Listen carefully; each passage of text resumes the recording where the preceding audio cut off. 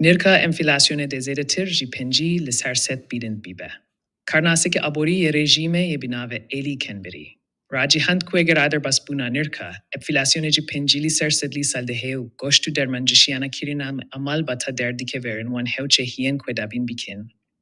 Navbirîragî hendiye birohnîtê dîtin ku kirîna goşt calî malabatan vegelekên bûye û bîkemî kiryarên goşt, tenek û sedema veneşiyana malîya malbatanê û her vîsa îşarekiriye.